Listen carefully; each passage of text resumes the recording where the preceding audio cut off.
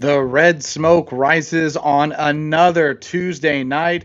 We're back to talk all things St. Louis City SC, and happy St. Patrick's Day as well to all of those joining us here tonight. As always, I'm Jeremy Clements, back again with some of my best friends in the world of soccer. Jake Henry is alongside. As always, Jake, how are you tonight? Hey, I'm doing good. How are you, Jeremy?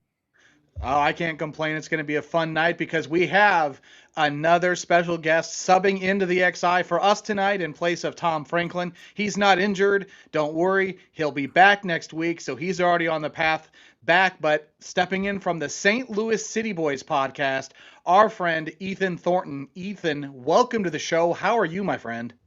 Thank you, Jeremy. It is a pleasure to be here. I have finished my dynamic warm-up, and I am ready to get into the game, everybody. It is an honor to be on Red Smoke Rising, repping the St. Louis City Boys, and of course, the soccer zombie, whose place I am gratefully taking tonight. We miss you, Tom, but like I said, it's a pleasure to be here, and I'm very ready to talk some ball with you guys. Ethan, I hope your fitness is up to the test because by the end of this night, you'll probably have more minutes than Celio has on the pitch for City this season. I know that's not a popular take, but you know what? That's what we're going to rock with here tonight. Again, we are Red Smoke Rising. We're available on all podcasting platforms, and we stream live every Tuesday night right here on the STL Soccer News YouTube and on the Red Smoke Rising X account. And as every week, we are produced and proudly, rather, presented by the Pat Connolly Tavern.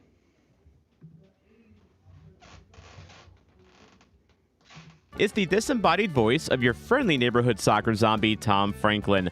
I'm not here to participate in Red Smoke Rising tonight, but I am here in spirit to let you know about Pat Connolly Tavern, located at the corner of Oakland and Tam in beautiful Dogtown, a St. Louis institution since 1942, and a supporter of St. Louis soccer, including this very show. Our live show went great on February 10th, and it's also going to be the home for my away watch parties, as I'll be hanging out during most St. Louis City away games this season. Or if you just happen to be in the neighborhood or hanging out at Forest Park or the zoo, it is conveniently located right across the Tam Bridge. Please visit our friends at Pat Connolly Tavern, located at the corner of Oakland and Tam in beautiful Dogtown, and tell them Red Smoke Rising sent you.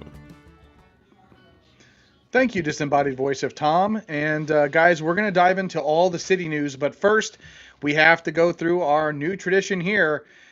We get to do our favorite game. Did João Klaus score this week? And Ethan, did Klaus score?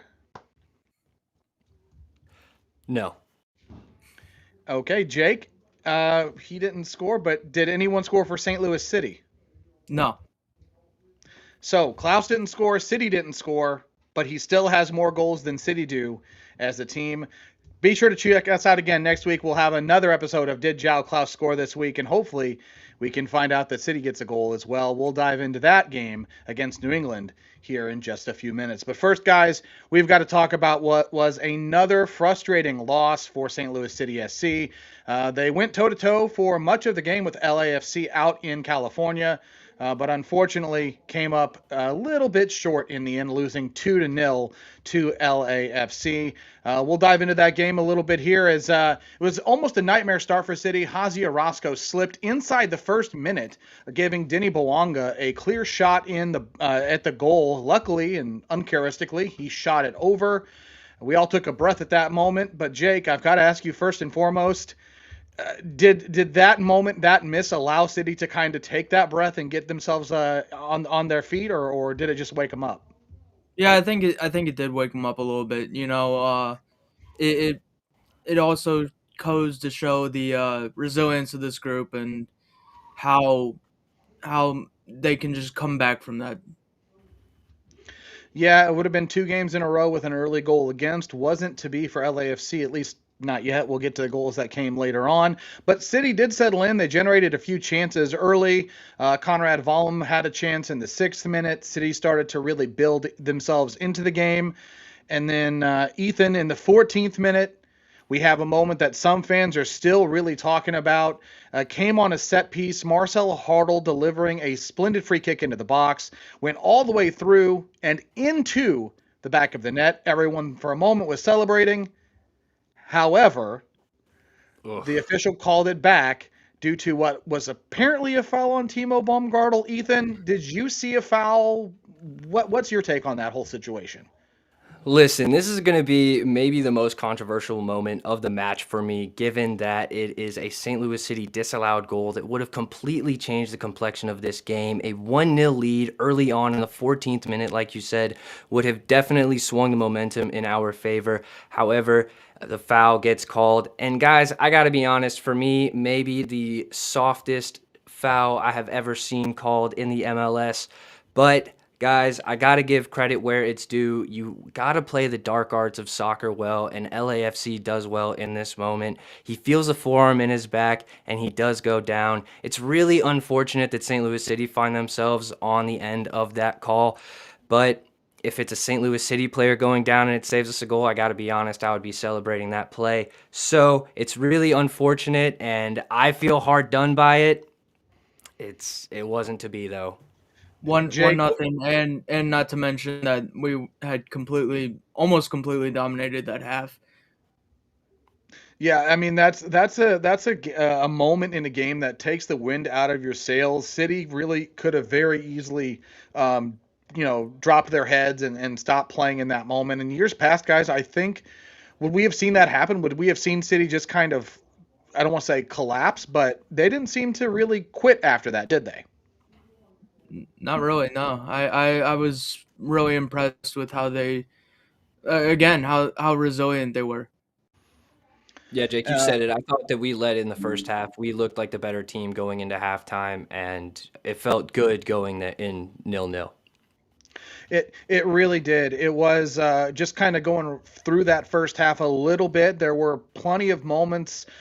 St. Louis City really, though, as you guys said, really dominating for much of that first half. And guys, we were scoreless at the break. A team in LAFC that has cruised through most of the season undefeated in all competitions, and to this point, some of their guys like Bowanga, he had, I think, 5 goals coming into the game. Heung-min Son had 6 goal contributions coming into this game. We'd held them scoreless through 45, so we had to be feeling pretty good at the break, right?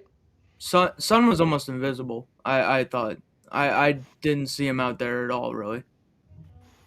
Agreed, Jake. And this is an LAFC side that had conceded no goals in the MLS coming into this game. It's a very good team, one of the best in the MLS. So I thought we played them very well in that first 45, one of our better 45 minutes of the season. Honestly, guys, for me, it's probably the best 45 we've played. I mean, up until up until the goal, which we'll get to, it came in the 73rd minute, but City SC had really dominated much of the play. If you look at the just the stats in the first half, just to kind of give you a sense of what we're talking about, City won the possession battle 52-48, the field tilt battle 54-46. They had won more tackles, they had more interceptions. Their PPDA was lower, so their press had been more effective. They even held service with LAFC when it comes to long sequences of buildup. City had 11 sequences of 10 or more passes, which to me, guys, just shows our growth in terms of Damet in this team getting more comfortable in possession. What do you make of that? Jake, Ethan, feel free to jump in. I'm curious what your take is on that. I mean, you're completely right. It's a completely different team from last season. Olaf ball was so boring to watch, a lot of getting dumped forward, a lot of long balls. Now you see confidence in our center backs in possession. Although I will say the criticism that St. Louis has possession without intent, I think is completely fair. And I think we did see a little bit of that in the first half. Just a lot of passing between Polvara and Baumgartel, sometimes connecting that triangle with Durkin. But I didn't see much as far as going forward in the first half. And in my opinion, that's because our wingbacks were not effective enough. Rafael Santos and Conrad Valum did not do enough in the first half. And I think if they can be more dynamic, or if we can include a more dynamic player in that position, then we will see more attacks go forward. And I just want to add on that there has to be a better option. Like, we need... I mean, I know Tottenham's been hurt and just kind of dealing with a little nagging injury, but once he gets back, he has to slot into the 11, right? I would think so, and I think the question is, does he take the spot on the right and Valum slide to the left? Do we see, and we can get into this, guys, moving forward when we talk about the New England game, but I mean, is it time to really throw out ideas like a Roscoe on the left side? It could be, because in my opinion, Jeremy, Yaziel Orozco is someone that deserves his flowers so far to start this season. I've been really impressed with him at the center back position, mostly in his defensive duties. I've been impressed at how he is able to compete against players like Wilfried Zaha and the likes of Heung-min Son, even Denny Bowanga in this LAFC game, who historically really dominates against St. Louis City. So in my opinion, I see no reason to take him out of the starting 11, but in my opinion, Conrad Valum has not given us enough in 1v1 situations going forward. He gets isolated a lot, but so far has not really taken on his opponent. So I would love to see more of that. In my opinion, I think Celio could give us a lot in one of those positions, and maybe with a little bit more time on the field could provide some of that dynamicism that I'm looking for. Is that a word, dynamicism? Dynamics. I just haven't seen enough out of Wallum, except the most, or at most, has been just a pass back merchant. Yeah. So, and I think that's a great thing. We'll get back into some of the moments of the second half, but since we're talking about the wing backs, let's go ahead and look at just what we're talking about, guys. There's a graphic here with some nice data from American Soccer Analysis. So this is a pass map from Rafael Santos on the left, Conrad Valum on the right. From bottom to top is your direction of attack. If you're watching on YouTube, that's the graphic we're showing now. And so what I see on this, and guys, I'll be curious what your takeaway is, just calling this out. The progressive passes are blue, everything else is gray, but the thing that jumps out most at me, look how much of those movements are going backwards. Mm-hmm. Yeah, on both sides, which is not something that we're used to seeing on the wing for St. Louis City. For years now, we've been treated to Celio Pompeu on the wing, and although it might not be what our system demands, you can't deny what this graphic shows, which is a lot of passes backwards. So that graphic is frankly stunning. I don't know if I would rather see Conrad Wallem passing it back 20 times a game or sending in a cross 20 times a game. I think the latter. I definitely agree. I would much rather see him sending it in.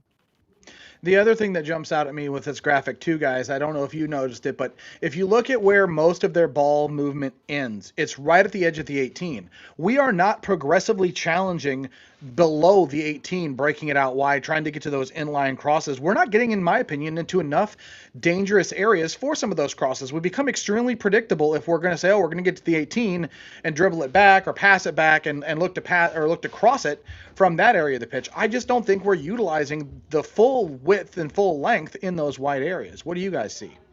Well, I mean, we don't really have.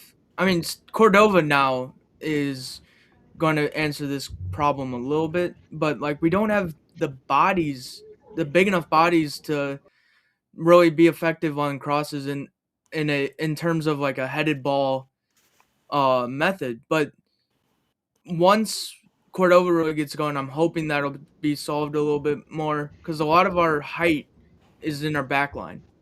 Yeah, Jake, I'm glad you called that out, and I hope that Cordova can be the answer to those problems as well. But unfortunately, Simon Betcher is not the Brian White kind of lethal finisher inside the box. I wish that he was the man who finished seemingly every chance it falls to him, a magnet for goals. But unfortunately, that has historically not been Simon Betcher. And like you said, Jake, hopefully Cordova can be the answer to that question. But yeah, for now, we don't necessarily have that answer in the box. Yeah, and the other thing too with the build-up, and that's part of why I've, as critical as I might be towards the wing-back play right now, some of these actions require overlapping runs into those dangerous spots too, and we don't see a lot of that. Like in the first game against Charlotte, I feel like we saw whether it was Hartle, whether it was well, in some cases, Wallem, or just other players making those overlaps, or even the inverted runs, Sang Bin too, making those runs to overlap with the wingers when they held it up. We don't see that as often now. I don't know if it's a tactical change with Damet's system, but I think that has to be called out because there were several occasions in the game against LAFC. The guy that I saw making those kind of penetrating runs below the winger was Chris Durkin, and I'm sorry, I don't really know that Chris Durkin is the guy that I want handling the ball right there. Yeah, unfortunately, he demonstrated his quality shooting towards goal in the game, and as much as I love watching Chris Durkin absolutely run his tail off for 90 minutes and applaud his effort, that is just, not the man who we want finding the ball in those situations right now. Yeah, he's more of a defender, not a shooter or attacker. Yeah, and the one thing too, and I don't have the graphic pulled for this, but I will call out Hartle. And one thing that I noticed, there's two things I noticed. If we talk about just the whole game on our wingbacks, if you have a chance, there are a couple really good websites where you can go and like pull the positioning, and it'll show like the chain of passes and ball movement. In the first half, it was really interesting. The first half, everything really built up through Rafael Santos on the left. In the second half, we pivoted, and the ball movement was really trying to progress more through Conrad Wallem. He had more touches in the second half by quite a bit than he did in the second. So I thought that was an interesting change as well, guys. But let's dive back into the game a little bit. We've got a second half to just kind of run through real quickly, and it started with a substitution. I'm curious what you guys make of this substitution. Sergio Cordova replaces Cedric Toykert at the break, moving Cordova into the 9 position, Betcher sliding back into that kind of right 10, where Hartle then moves to the left side. What'd you guys make of the sub? Did it surprise you to see that change coming out of the break? I think it surprised me a little bit. I would have rather seen Betcher come out and maintain that formation with Toyshirt and Hartle as the 10s, but I just don't. I'm unsure of it. It was a little surprising, but it is what it is in the end. Jake, I'm right there with you. For me, I think that would have been the better substitution. I don't think that Simon Betcher has the profile to play in that attacking midfield role, and seeing him sprint back defensively was admirable, but watching him defend was almost laughable. I thought that Cedric Toykert has been a man playing with fire in him, and to see him taken off after 45 minutes, to me, implies it was more of a fitness substitution and giving Cordova a chance to really get his minutes, because Damet has alluded to not seeing enough of him in the Seattle game. Although, yeah, I'm right there with you, Jake. For me, I would have much rather seen Cordova for Simon and leave Toykert in there for a little bit longer, and then if Toykert needs a sub, get in Celio or Joyner, McSorley. We have plenty of rotation players for Toykert there. The one thing I almost wonder is in some of that substitution if Betcher just added a little bit more speed and a little bit more dynamic ability there than Toykert. I love what Seti's been doing. I agree with you, Ethan. He's been a man on fire, and he's been one of the best ball carriers, at least from into that final third. He's created some dangerous moments. But I almost wonder if Damet was just looking for a different profile in that moment to stretch the LAFC defense and midfield a little bit. But yeah, so from there the second half continues, gets on. It's really underway. There's not a whole lot going on in the first 10 or 15 minutes, but in the 60th minute, guys, we get one of the prime opportunities as a high press from Sergio Cordova leads to a bad pass that Marcel Hartl intercepts. He carries it into the box and then just blasts it over. Hartl's got to do better there, doesn't he, Ethan? It's devastating that our DP, one of our best players, a player that I would argue is one of the best in the MLS, does not absolutely smash that into the back of the net. And for us not to take the lead in that situation is also so frustrating. Although it is a really good example of how effective our high press has been this season. We saw glimpses of it in the preseason, but to see it exemplified in games against really good teams. LAFC is a very good team. And so to see Marcel Hartl get into that position is a glimpse of the progression that I think Damet has alluded to in his post-game press conferences, but still, for us not to finish there is devastating. And I think what separates St. Louis City from being an okay team and a good team right now, that's the difference. And I haven't seen a bad pass turnover in favor of us like that since 2023. Yeah, since we had the year one special. Yeah, I mean, it was a great move, and guys, that was not the only chance we had. In the 63rd minute, we get another chance in transition. Sergio Cordova able to find Betcher in the right channel, ends up passing it to Conrad Vollum, who's overlapping. His cross gets deflected behind, and then we get a key moment from Sergio Cordova himself. He gets free on a header. Matthew Chauner cannot keep track of the 6'2" Venezuelan. He gets a free header and misses it wide. Jake, that's the second big miss within within 5 minutes. How big of a mentality killer are these consistent and consecutive misses for City in the moment, do you think? I think it's pretty big. You just when you don't get those easy shots to go, you're kind of just like, oh shoot, is this not our game? Like it really kills, just especially in a 0-0 game at that point. It's just a huge momentum killer. Definitely is. Yeah, so from there, the game, again, just kind of goes a little bit back and forth. We don't see anything until the 73rd minute.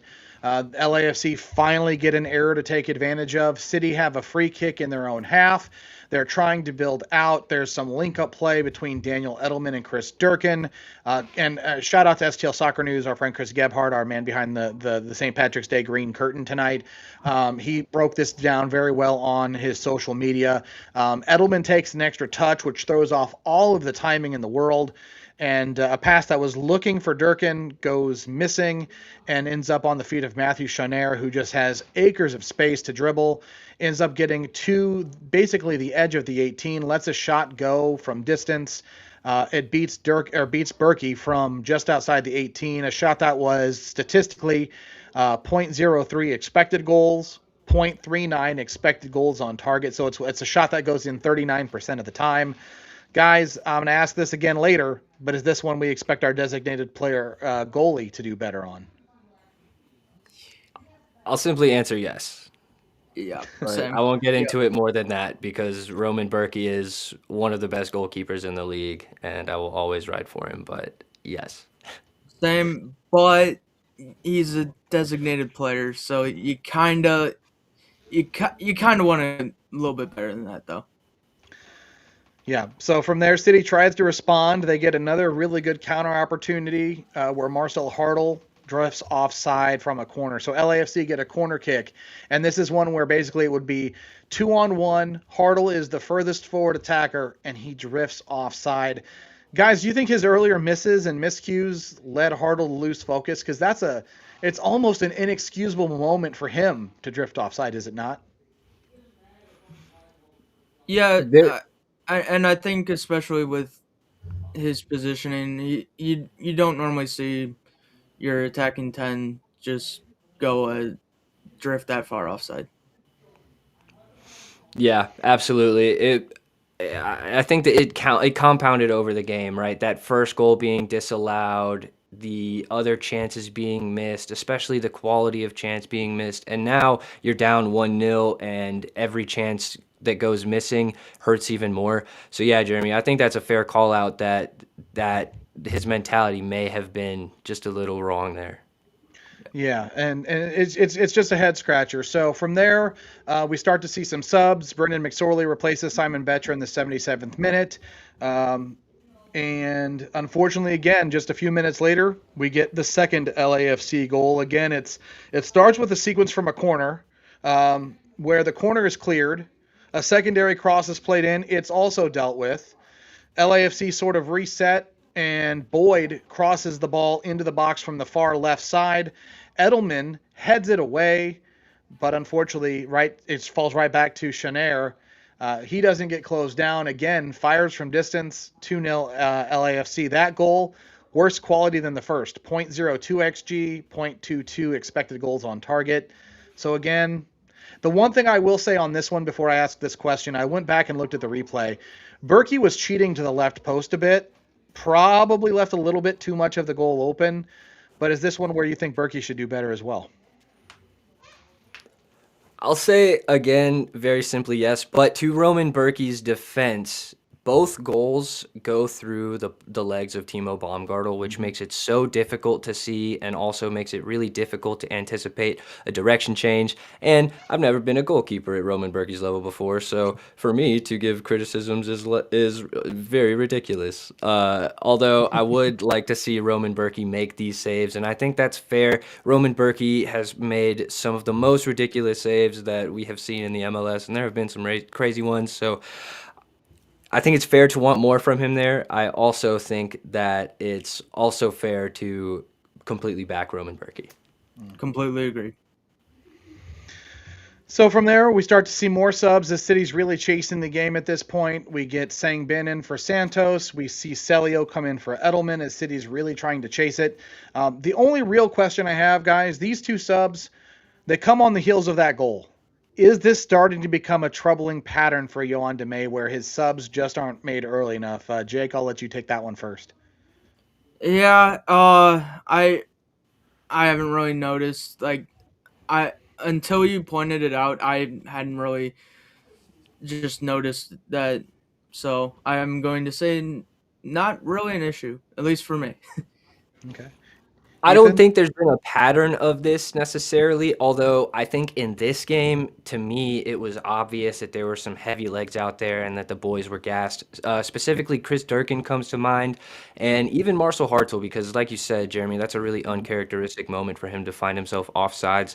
Although, for me, while I really appreciated these substitutes, I think it was a little bit too little too late. They gave us a lot after they came onto the field, which I know we're going to get into.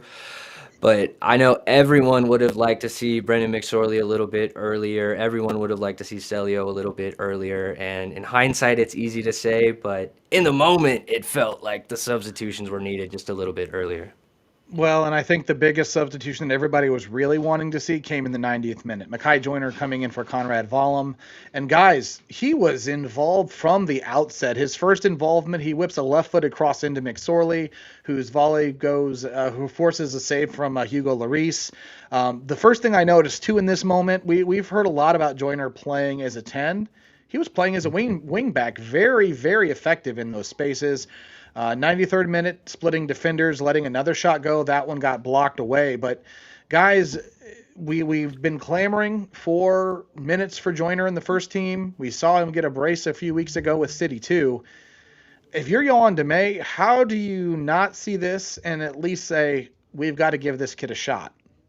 There's got to be something going on in training, right, fellas?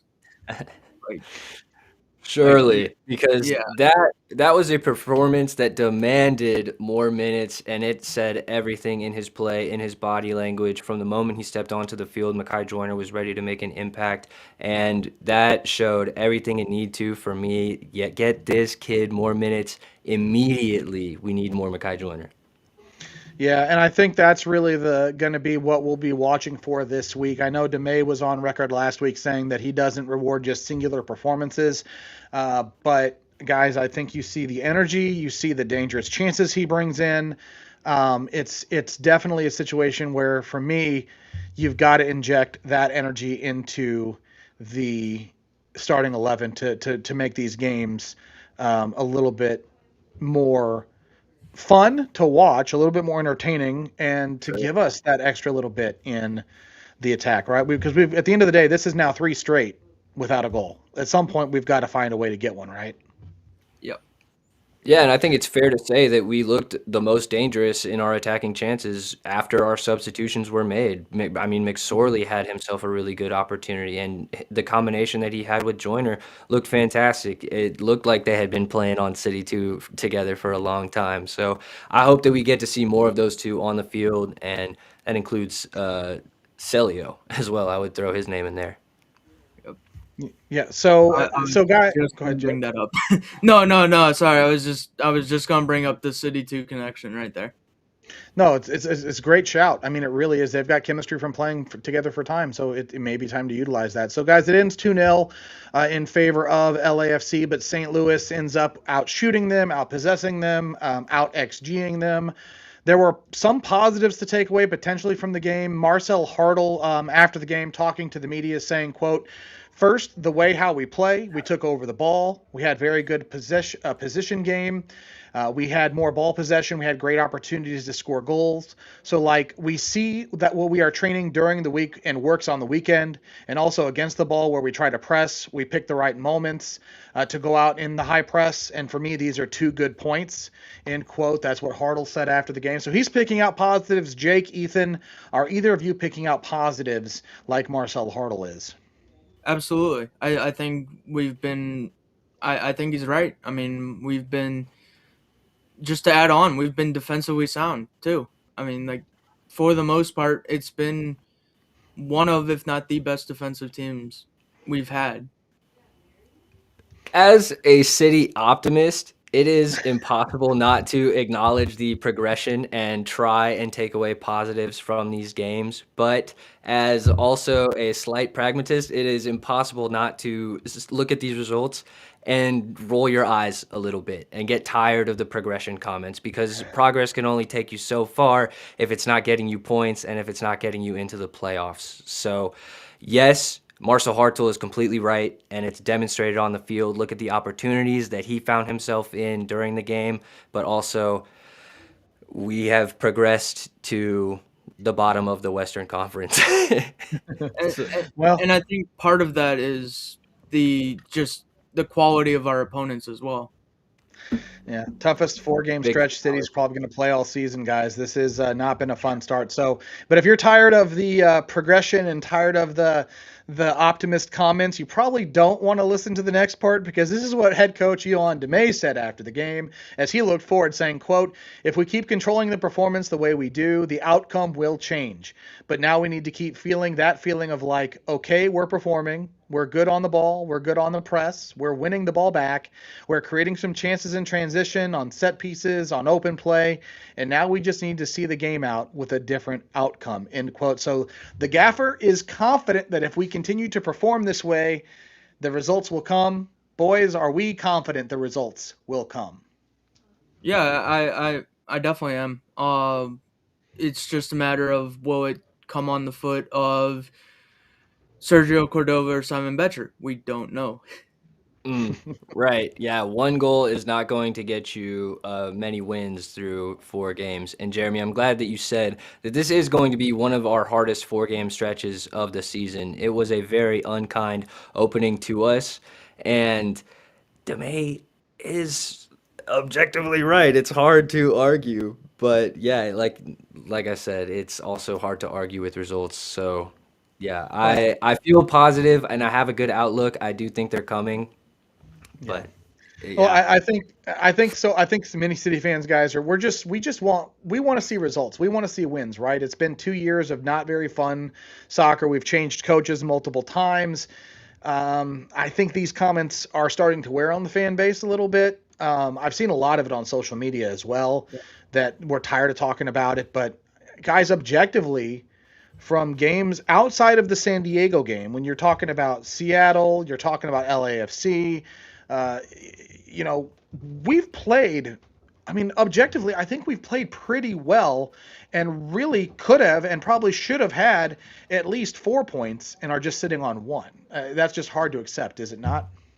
Yeah, and like our X points or expected points is right around 6 or 7. Mhm. So we should be up around there, and it really sucks to just have one.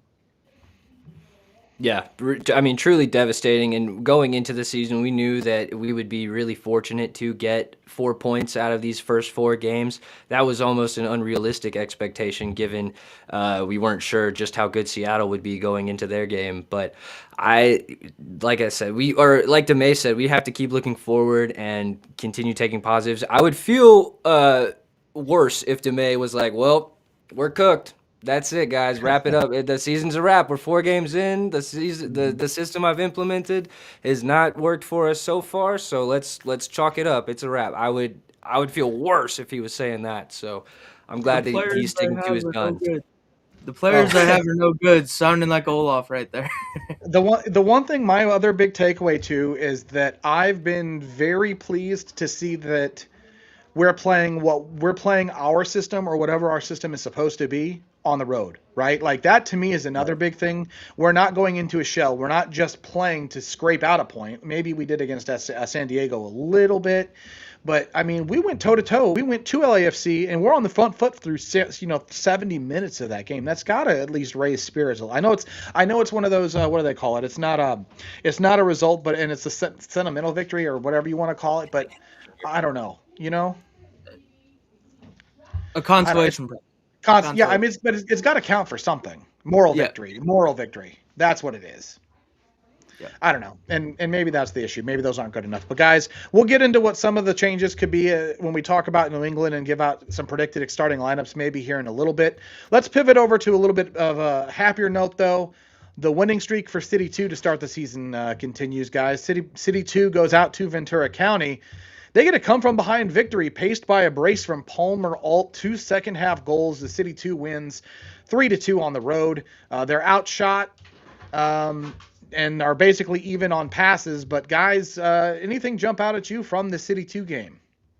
Yeah. From what I could see, Palmer Ault, he has been one of, if not our most dangerous attacker at the City 2 level. I also want to say Thomas Totland did look kind of dangerous that game.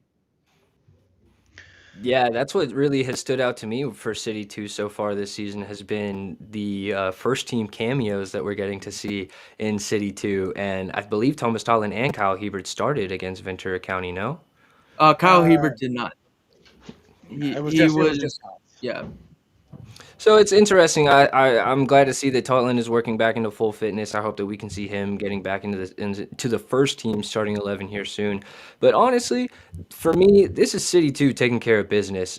They have set the gold standard in MLS Next Pro. They're an absolute joy to watch, and I was glad to see that they spoiled the free McDonald's out there in Ventura County. Yeah, I Um, mean, go ahead, Jake. oh no, I was just reacting. You're good. You're good. Oh yeah, no. So no, I mean, look, here's my thing. I think this shows resiliency in this young group, right? This is a very different City 2 team. A lot of young kids, some guys that were super draft picks.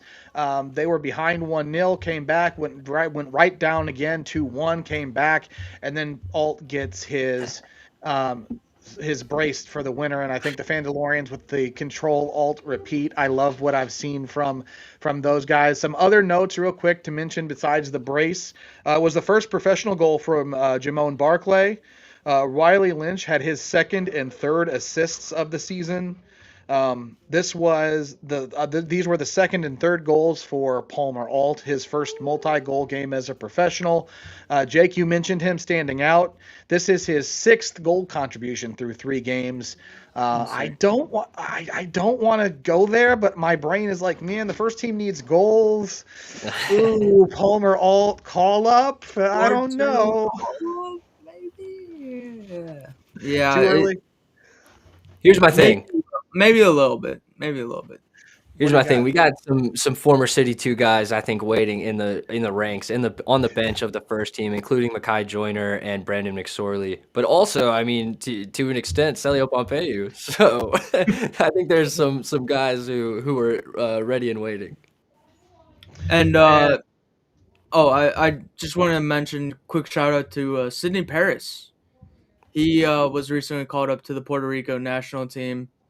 I believe if he gets a cap, it'll be his 16th cap with their senior national team. So just want to give a quick shout out to him. Yeah, that's huge. No, that got announced today. It was a really great honor for him, and it'll be interesting to see if anyone else can get that kind of an honor if this team continues their hot start. They're now 3-0 to start the season, and guys, they're back home, I believe, this weekend to face LAFC 2. But no, this is it's a very, very good start for David Critchley and his men, isn't it? Absolutely. To be expected. And I do also want to mention that Critchley is changing his tactic. Like he was a big 4-2-3-1 guy last year, and now he's adjusting to Damet's style for that alignment, and it's working. It's working really well. Take a drink. Oh yeah, sorry. You said the word. No, it's a great call out. I think I mean, I guess the question is if you see a 3-4-3 working, Ethan, do you think, I hate to say Critchley will get some influence on Damet here, but maybe it's worth a thought? Potentially, and I think in a perfect world, right, our first and second team are completely A-worded, but I really appreciate where Critchley's mindset is. He has been a real champion for the club and always does well with whatever he's given. So for me, I'm not surprised at all with City 2's success. I think it might work a little bit the other way around though, Jeremy. I think if anything, it'll be Corey Ray and Yoann Damet calling the shots for at least the time being. From everything that they've said, it seems like they're really building the foundation for a long-term rebuild. So that's another reason why I'm not hitting the panic button after these first 4 games, which I understand some people are calling for Damet's head on social media. Not me. I think we're not even close to there yet. If you're calling for Damet's head, you just don't understand that it's going to be even harder to hire a new coach. Like, nobody's going to want to come here if we're firing our coaches after 5-game stretches. We're not Nottingham Forest. Look, all I'm going to say is, as a fan of a club that has been a revolving door for a decade for managers in England, I cannot stand seeing people sit here saying fire raid, Damet needs to go. All of this stuff is, to me, utter nonsense. We have seen what a revolving door has done to City, going from top of the West and leaving a mess of a roster behind. to now being somewhere where we're finally maybe seeing consistent vision and cohesion across the entire franchise. I don't understand why, when you know that this club needed a foundation and you've seen it start to be laid, even behind the scenes with the infrastructure the club is now putting in place, I don't understand the panic to blow it all up right now. I get, yes, we're behind those blue guys from Kansas. I know we hate it. It's 4 games. They play 34 a season. Like, why? Like, what's the reason for overreaction? Is it just frustration over the lack of results, guys, or do you think there's more to it? I think it's just frustration. I mean, when you said it earlier, like they want to blow things up. We just blew things up. Like it's complete overreaction. Yeah, it is.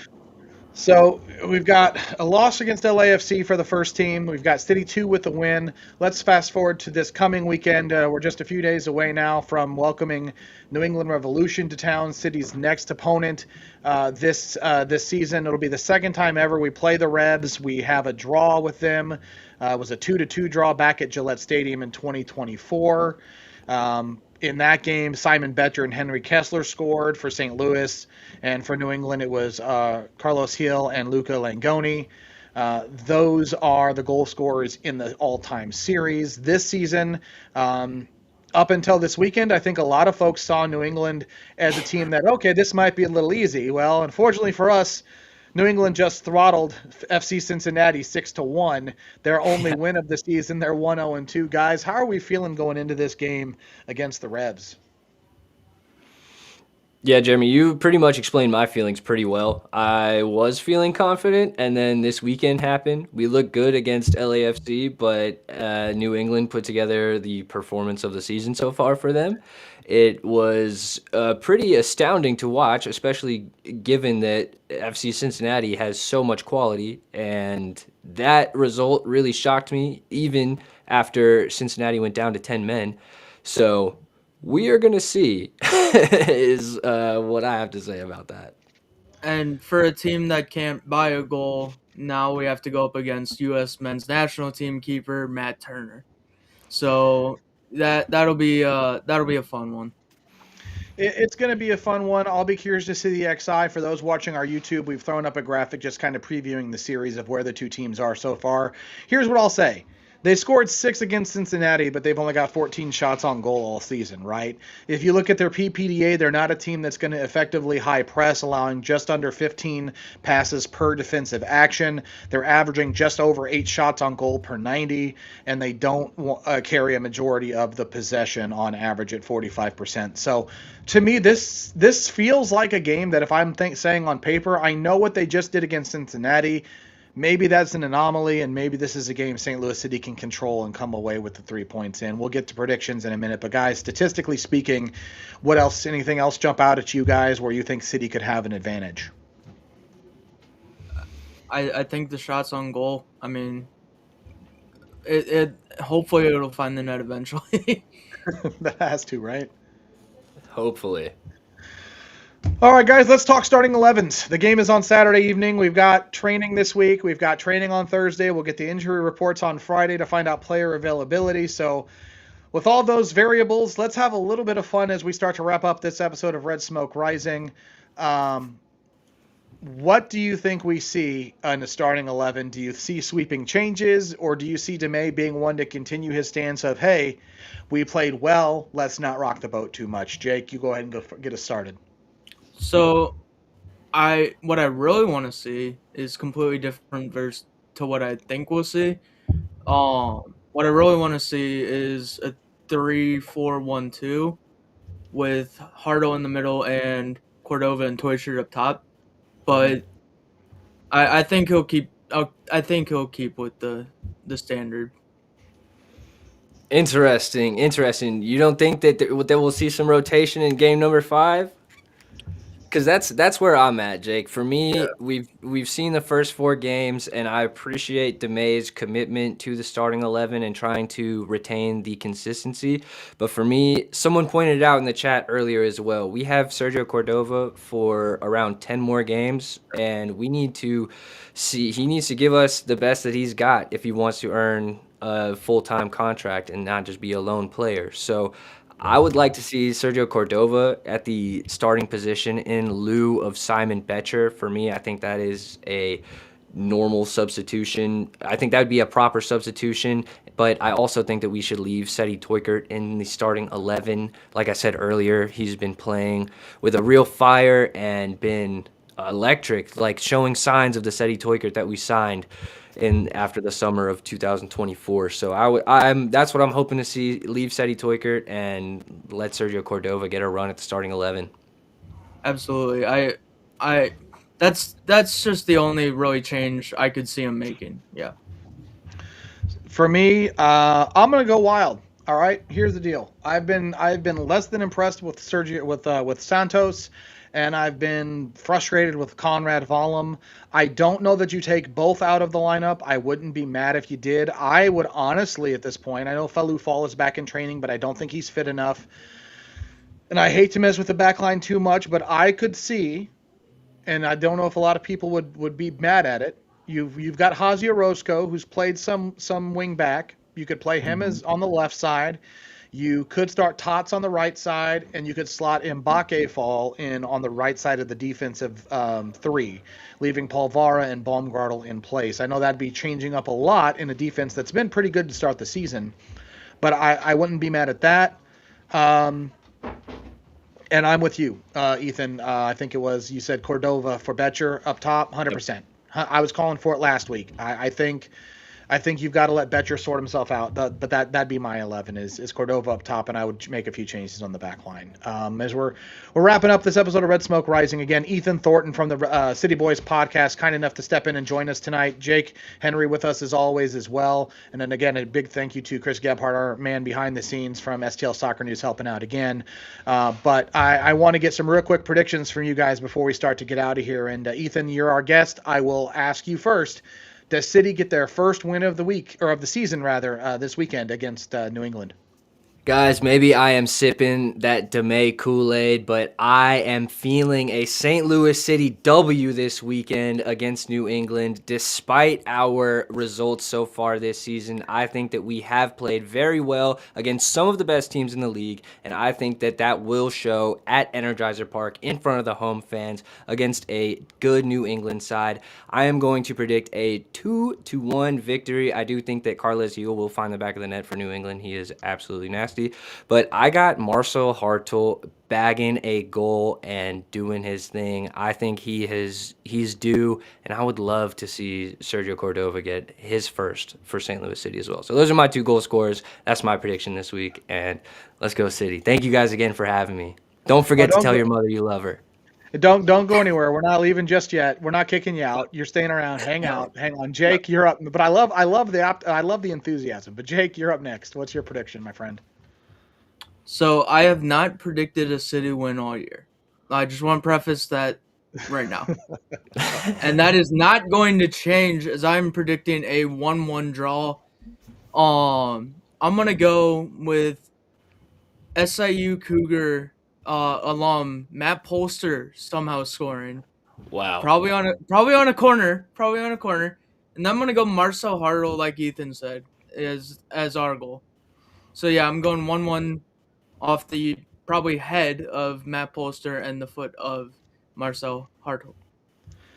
So I'm going to be optimistic. I'm drinking the Kool-Aid with Ethan over here real quick. A 2-0 win for City is where I'm going with. I'm going to go. I want a clean sheet for Roman. I think the defense has played well enough in most cases to earn it. So I'm ready to celebrate on multiple fronts. Goal scorers for me. I'm going to go with Seti Toikert getting a goal because I think he's played well enough to earn one.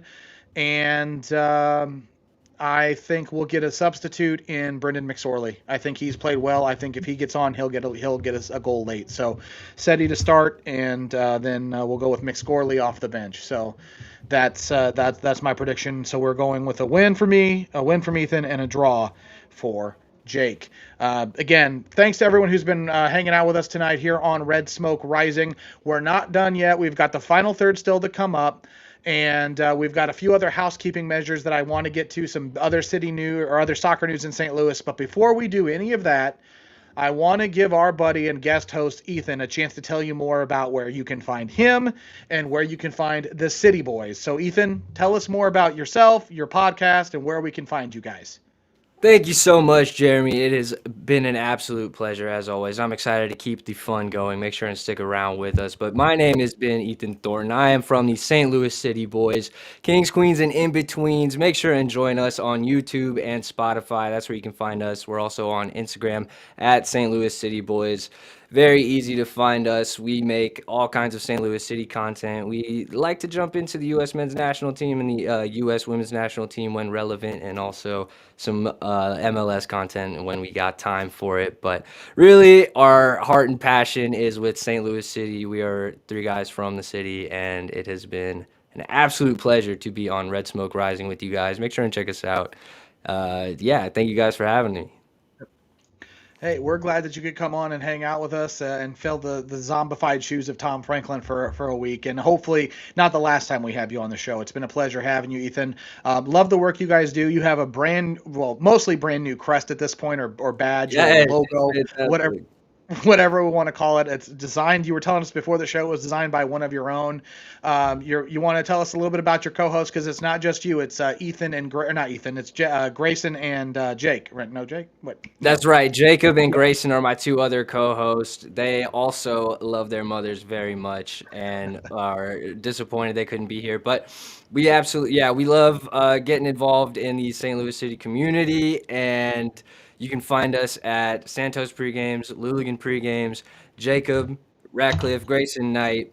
You can find us hanging out with our moms and in the supporter section with in 127 is where we love to be. Well, we'll be on the lookout for you at City Park. And again, thanks for coming on the City Boys podcast. Check them out with Ethan, Jake, and Grayson. So real quick, though, a couple other quick things to note before we wrap up and head out and then transition into the final third post show. So first, we've had a new club officially unveiled in St. Louis. On 314 Day, we had Forest Park Rangers FC, Midwest Premier League club, starting to take the pitch in 2027. Community-owned, really buying into grassroots soccer. Be on the lookout for more from them. ForestParkRangersFC.com is the website. They have memberships available. You can buy in and become a part of the club, just like Jake has and myself has as founding members. Memberships start at $25. They also have some founding members, some founders ring memberships still available. A limited number on those. I think at last check it was 12. They may be even fewer. So ForestParkRangersFC.com and defend the heart and become a part of that movement if you're so inclined. But guys, you're seeing the kit tonight as well. A little U.S. Open Cup football on the way tomorrow. Our friends at Boffs, who were on last week, check out the episode with them. It was a lot of fun. They take on Union Omaha tomorrow night out at Lindenwood at Harlan C. Hunter Stadium. Kickoff at 7 o'clock in the Lamar Hunt U.S. Open Cup. Guys, are you excited about this, or me and Chris alone in our excitement? Come on, you Boffs. I'm very excited. Let's freaking go. Go on, Boffs. You know, and who knows? Crazy things have happened. Maybe they win. They beat Union Omaha. They continue moving on, and maybe they end up facing City in an all-St. Louis matchup at Energizer at some point. I don't know how pretty it would be on the scoreline, but it would be, I'm sure, a thrill and an honor for Boffs and Allen and his players to do that. But no, come on out to them tomorrow. Tickets are still available. You can check out the Boffs website to get the link for those. We'll also be sure to put them up on our socials. But again, that is tomorrow night.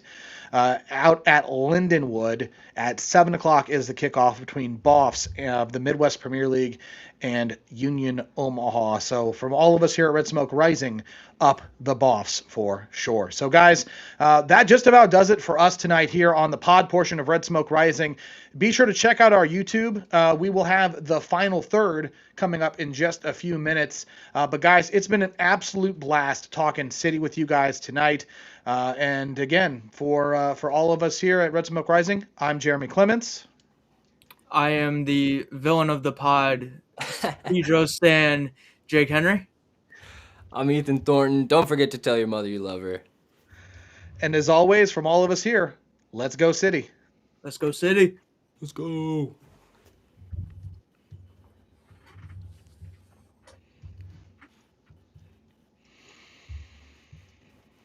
All right, everybody take a breath, put your shoulders back, as Tom would say.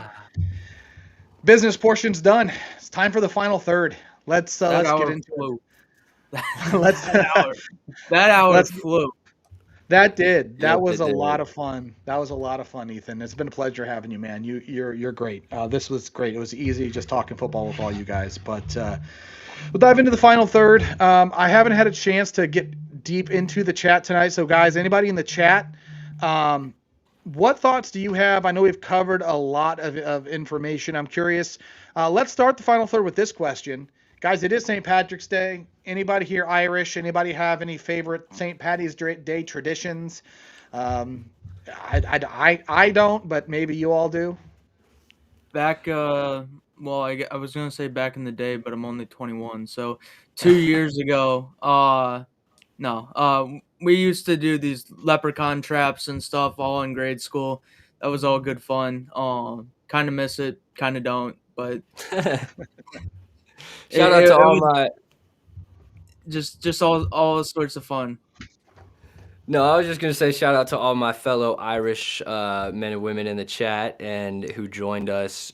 Fun piece of Ethan lore. Back in the day, I went to St. James the Greater over in Dogtown and was an Irish step dancer, and I did that for until I was in first grade. So I'm a real pro still. I got it all in muscle memory. Not at all. But it was a lot of fun, and St. Patrick's Day is a very fun holiday in St. Louis. And I did listen to a lot of Ed Sheeran today. So is he even Irish? I don't know, but yeah. So look again. I enjoy good food. I need to get out and explore the world of Irish food and beyond just the stereotypical potatoes, right? I need to go out and try some good corned beef and cabbage. Never corned beef and cabbage. Never tried it. So at some point, gonna have to do that. But happy St. Patty's Day to all those celebrating for sure. Hopefully you're celebrating responsibly wherever you Looking are. at you, Tom. No, not at all. But no, guys. As we work through, just kind of looking back at things that we've chatted about tonight, I do just want to go back and talk a little bit more about Forest Park Rangers for a second. So, because I've never been involved with a club from the ground up, right? It's a new experience. Now I'm not gonna sit here and say I'm involved as Tom. Tom is one of the founders. He was been involved since day one. Has really helped bring this up from the ground up. But I mean, guys, just for a second, I mean, let's just talk a little bit about this because I do think it's worth a discussion. First of all, the crest. Beautiful. I think this crest and the colorway is beautiful. I mean, everything from the shape of the Grand Basin, which you can see at the base of Art Hill, tree roots, and defending the park, Forest Park, the heart of St. Louis. It's just an absolutely amazing thing to be a part of. The brand reveal, guys. So for those who don't know and maybe haven't been following along, they were previously, I believe it was Gateway FC or something along those lines. Gateway Football Group. Gateway Football Group. Thank you. Gateway Football Group. Thanks, Jake. And but I mean, they did a wonderful job marketing and doing this entire campaign to tease everything all along the way for months on end. And I guess this counts as wearing green on St. Pat's, so I'm no longer getting pinched. But I mean, to have the reveal on 3/14, 3/14 on 3/14 day. It's one of the most St. Louis things you can do. It was over at Pat's. Guys, I can't commend this group enough for just the work they've done. For me, it's really cool to just see this grassroots club come to fruition. Absolutely. And Jeremy, you and I, we got a little sneak peek of it ourselves actually before the brand reveal. That was a fun night. So at the St. Louis Soccer Hall of Fame dinner, that was fun. That was It's fun. fantastic, guys. Seeing it from the outside looking in, it is the most St. Louis thing that it could be. And yeah, the crest is absolutely fantastic. It's beautiful. The club is being built from the ground up in just such an organic way, and it represents the community from its roots, which is something that you don't get with a lot of professional and more corporate soccer clubs. And one more thing I did wanna mention. On the you got FPR on the badge as Mm. well. So in the tree. So that's really cool. I did like that part. No, it's really cool. They've done a lot of really cool things on social media. Again, Forest Park Rangers FC is the website. Check it out. Get involved. And I want to also throw out there, just because you can get involved without having to feel like you're obligated to do a whole lot of things. Like, of course, the more hands helping get this thing going, keeping going, the better. But I don't feel like it's inappropriate to sit there and say, okay, you can become a founding member and then you're obligated to start putting in all these extra hours and make it like a second job. While everyone's doing this largely as volunteers, this is something that you can get in, can become a part of, and it's a lot of fun, and it's great not only to make friendships, but also, I think, and I don't want to speak for Tom, he can always clarify on socials and in the chat, because I think he's still lingering. But this is a really good way to have a club that can be really representative of us as of supporters, as of fans, where our voices can really be heard. And I know there's a lot of City fans. I'm just going to be honest, guys. There's a lot of City fans that have felt disenfranchised and not heard and not seen in all of the stuff that's gone on this season. Yep, and I do just want to, since Tom's still in the chat, I do just want to have him, if possible, link the Discord, because they have a Discord where you can find out.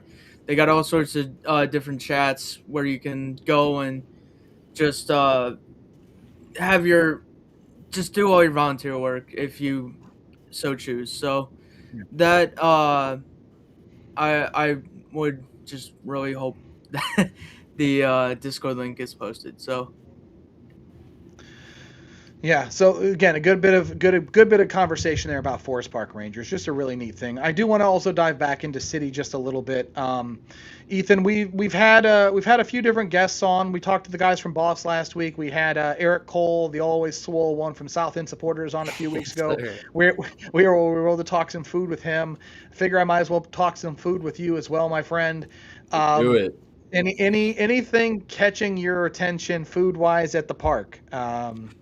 Listen, I have heard very good things about, I can't remember its proper name, so hopefully one of you can tell me, but the new biscuit Town. place.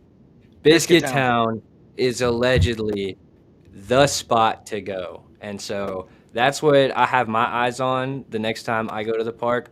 But I have to share my essential City Park order, and this is, it's stapled into my game day. Mayo ketchup, the cheese tequeños, and some empanadas, whether it be the beef or Nutella empanadas. They have my heart in a chokehold. I crave them when I'm not in St. Louis. That's how much I love them. So that's my go-to in the park. So Ethan, I will just tell you right now, can confirm Biscuit Town slaps. I don't know if you can see this or not, but the last home game, we went and checked out Biscuit Town. Peter Wood and the breakfast biscuit that he called for. This thing is fire. Like, seriously, this is going to be one of those, like, I must haves more than once this season. It was absolutely delicious. I'm going to second your mayo ketchup piece. The Nutella empanadas are a favorite of my girlfriend and I at halftime. If it's now in the summer, it'll shift to ice cream, but pre-ice cream, it's the Nutella empanadas. Those things are also absolutely delicious. Jake, I don't know if we've had anything food wise from you jump out. I don't want to exclude you. Food is for everyone. Whoa, no. My favorite exclusive to Energizer Park is actually Beast. I love their pork steak sandwiches. But lately I've been feeling the brisket mac and cheese from Farm Truck. That you can get that at Enterprise Center too, but it's so good. I get it without the scallions. You can get scallions on it, but it's just my favorite right now. Yeah, I mean, and honestly, again, Gerard Kraft, and I was telling somebody about this the other day, and they told me I made up his title of Chief Flavor Officer. They said that doesn't exist, and I'm like, no, that's his legitimate title from the club. But they have done it, like, honestly, they have done a phenomenal job really curating the food experience in the park. And again, I know we beat this drum with every new guest we have on because I'm a food guy. I love talking about food as much as I love talking about the stuff on the field too. So, Definitely. no, yeah. So I'm down for that. And then Ethan, I've seen you in a bunch of different areas of the stadium. Do you have a favorite vantage point in the stadium to watch a game? So for me, the supporter section is undefeated. That is the number one place to catch the game. And if you are a first timer and you don't want to see the flags get waved in front of you, I recommend getting as low as possible or getting as high as possible because the supporter section is the spot to be in Energizer Park. I've sat in both corners now. I've sat right near the halfway line, and it is the most electric. It is the most exciting, and you feel it in your chest. You feel the passion, you feel the fire, and I know that I am a supporter. I'm clearly biased here, but I went and stood in the lower bowl in the 100 sections.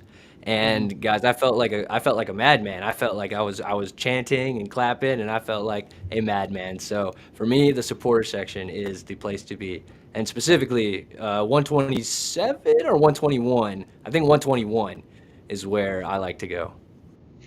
Okay. Top of Yeah, 119 is where you'll find me.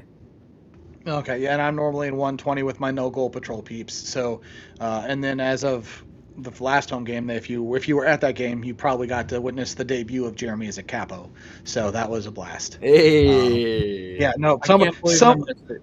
Can't believe Somebo- I missed it. Somebody made the decision to trust me with a megaphone, and I don't know who made that decision, but somebody did, and so there's the proof it happened. So Yeah. it'll happen again at some point. I'm sure they'll trust me again. I gotta practice a little bit, but so there's that. I do want to also talk about on field a little bit. So and it's a little bit of a somber note, obviously, but I do want to make mention that I am hearing there will be some tributes at this game to the late Ilona Leuven. Again, the club announcing that she passed away, lost her 2-year battle with cancer on March 9th. And again, our thoughts and prayers and all those things continue to be sent to the Leuven family. The club still has the email and mailing address that you can send your condolences and well wishes and thoughts and prayers to Edu and his family during this time.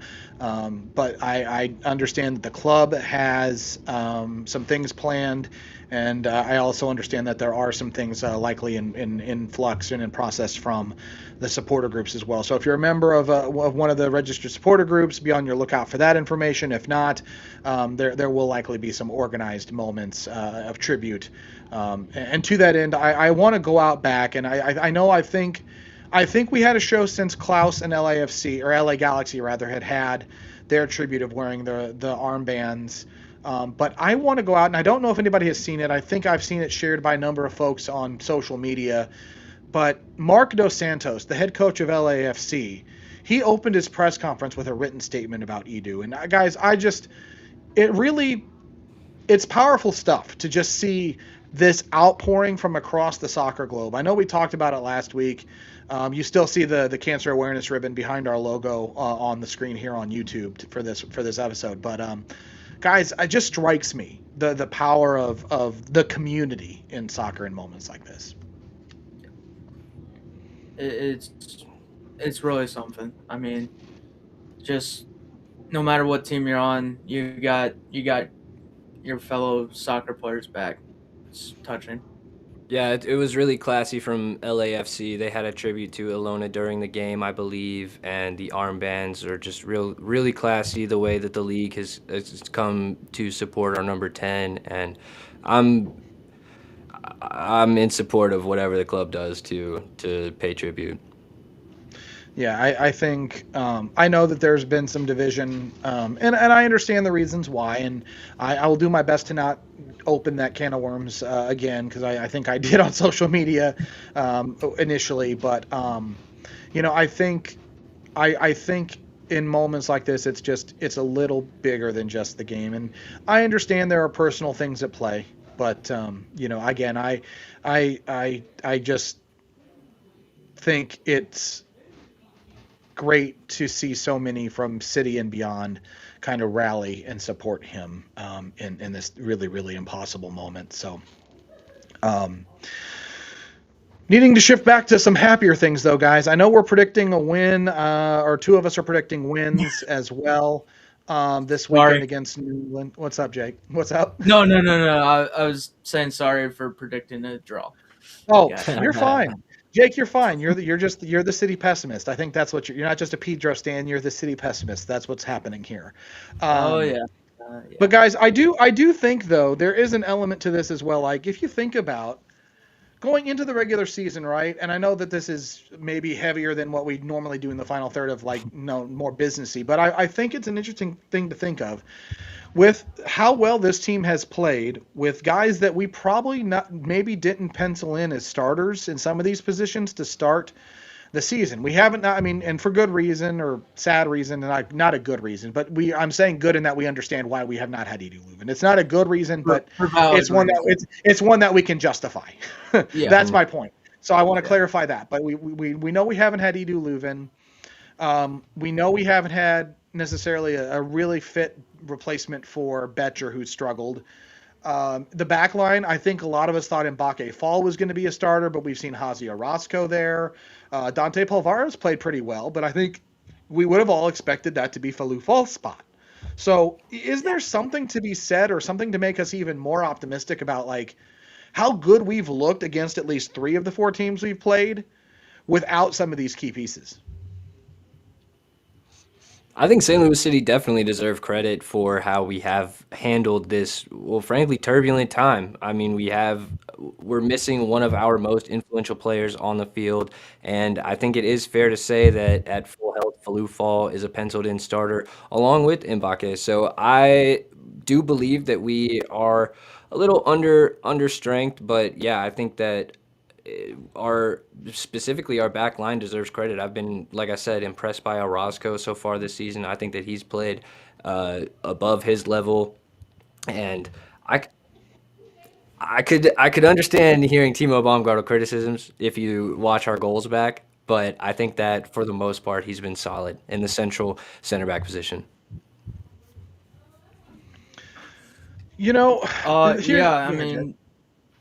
Orozco is.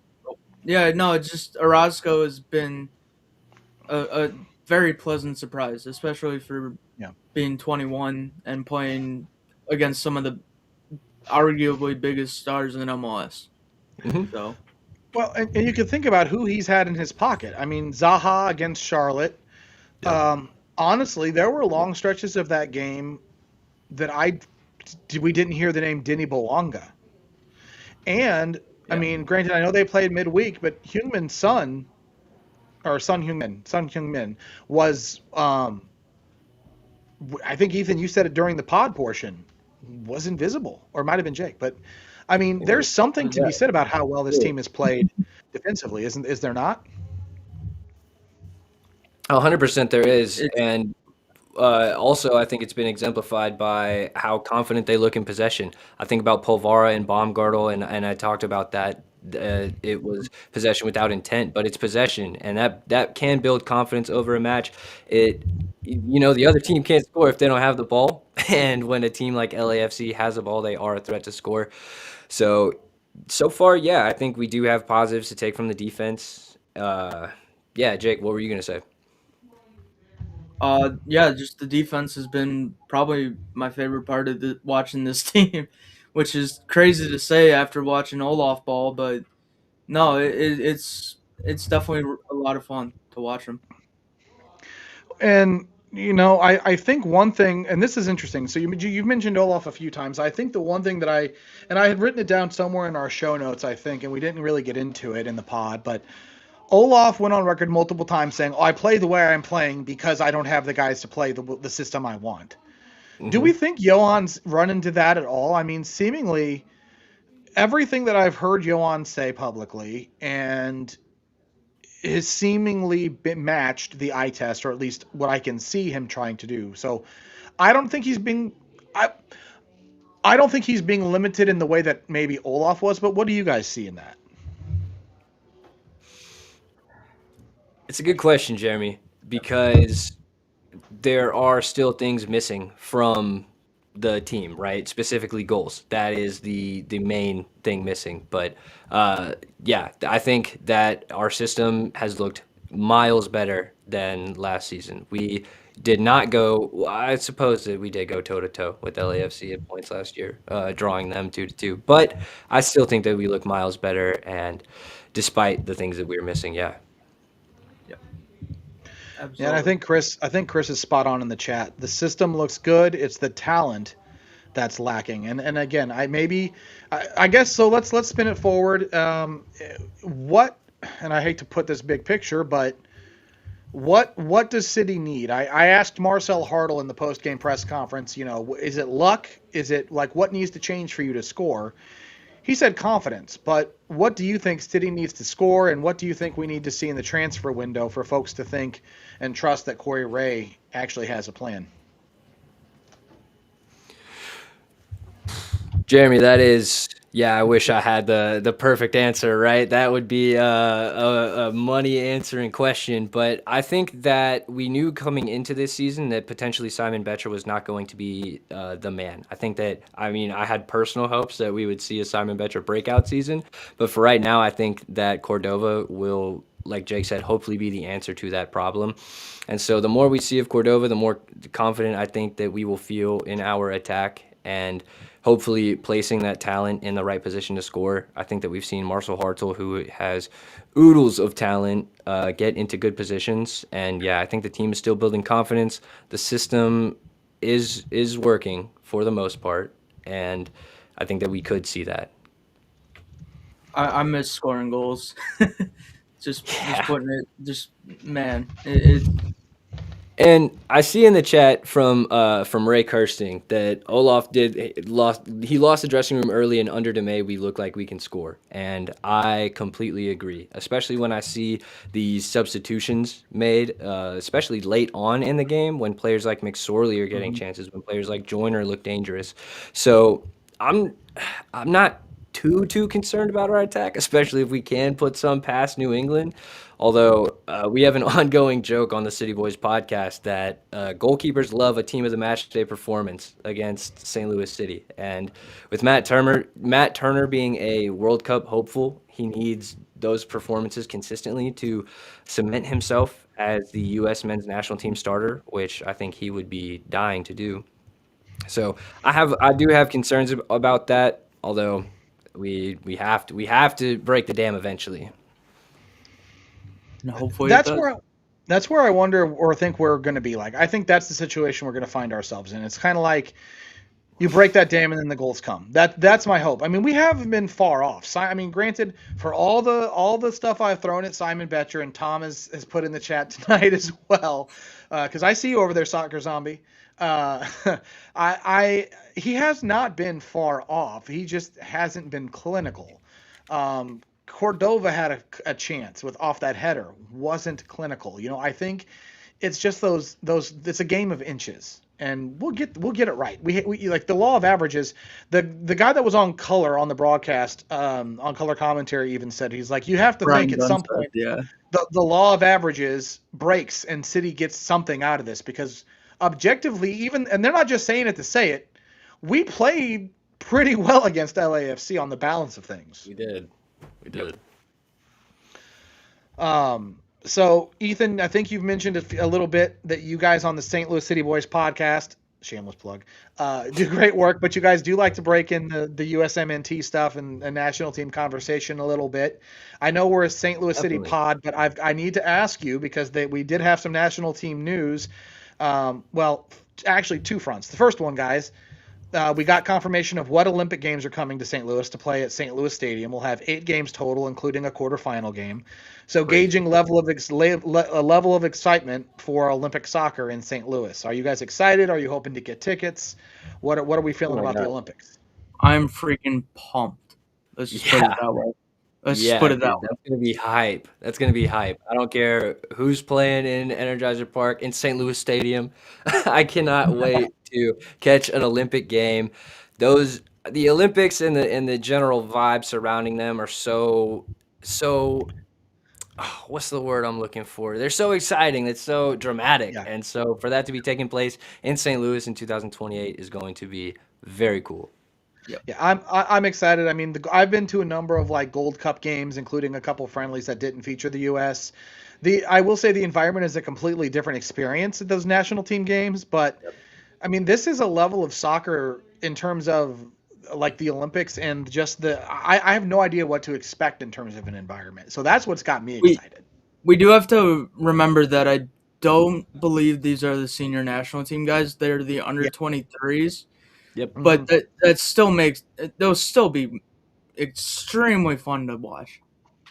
Yeah, yeah. I mean, I think about American players that feature on a U23 team, and some St. Louis City players come to mind. Someone like Daniel Edelman might feature. Someone like Chris Durkin could be on that team. So maybe Yaziel Orozco could feature in the Olympics, not for the U.S. But the names that will be coming through Energizer Park are going to be big, and the games mean a lot to the players. It means everything to represent your country. So I think that we can expect to see some fantastic players and some great games.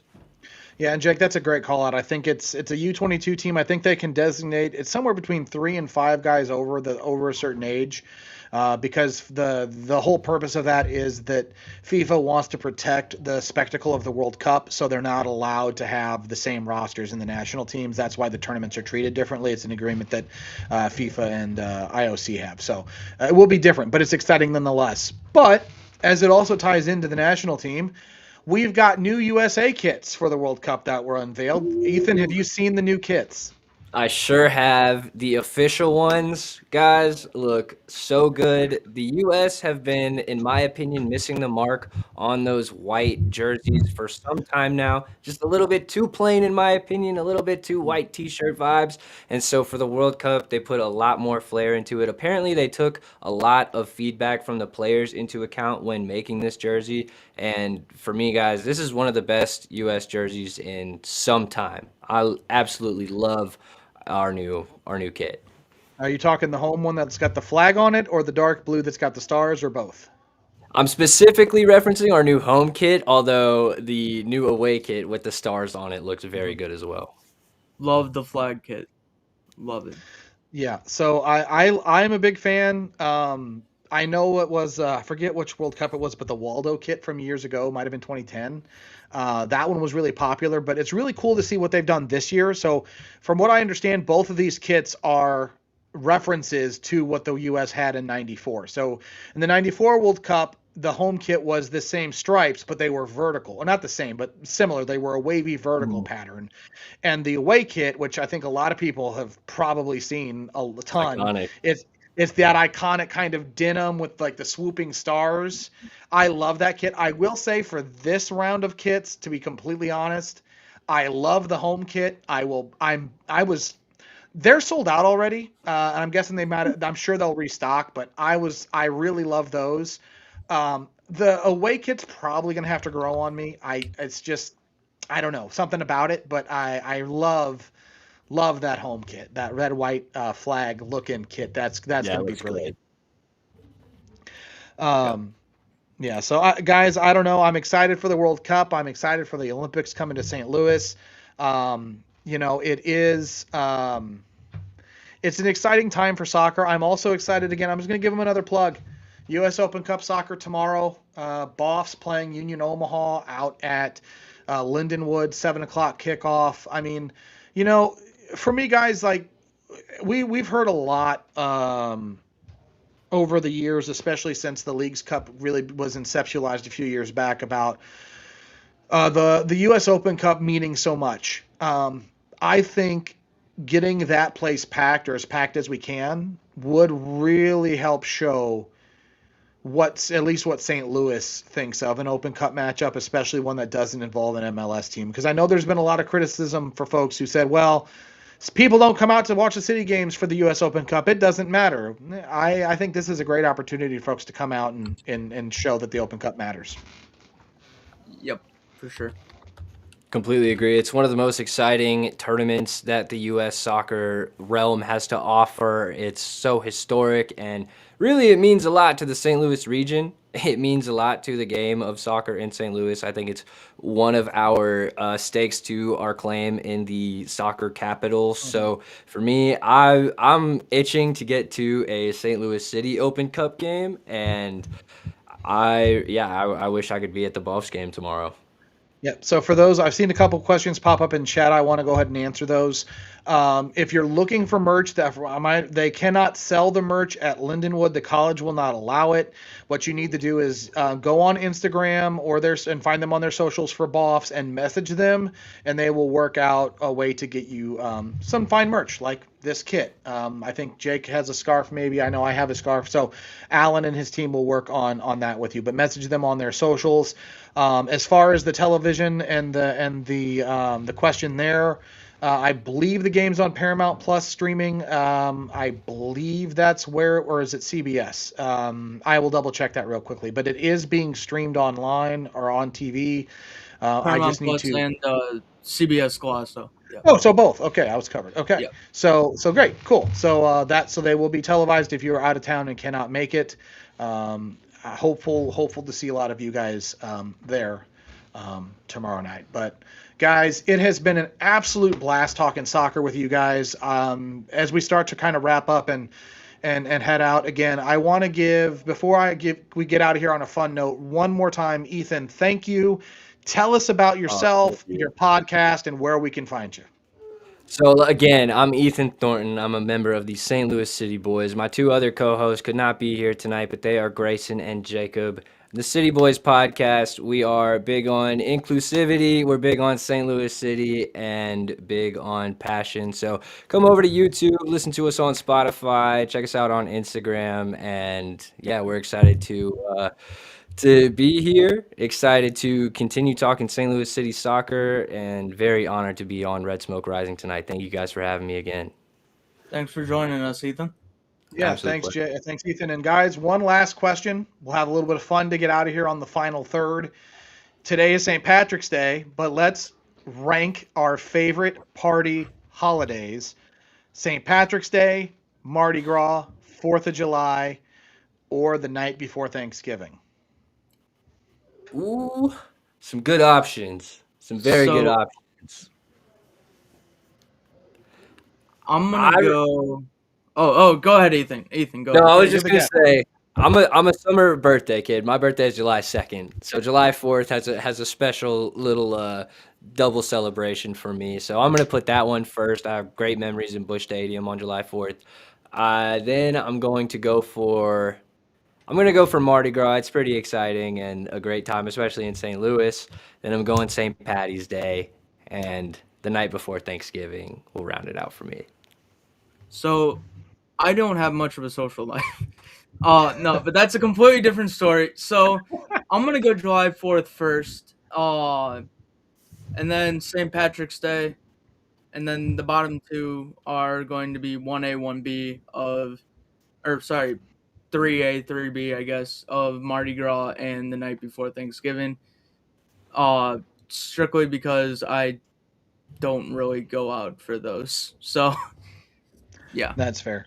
So I don't mind going out and being social. I'm not a big drinking guy. I don't drink a lot. So for me, what I am though is a huge fan of barbecue. I love to grill. I love to smoke meat. Yeah. I love to do all that stuff. So, and then fireworks are always just a bonus. So I'm all about the summer holidays and July the 4th. The rest of those, I've honestly never heard about the night before Thanksgiving being a party day. So I don't know. I just recently found out about that. I think it's affectionately referred to as Skanksgiving. But I guess do we not count New Year's as a party holiday? I just thought about that.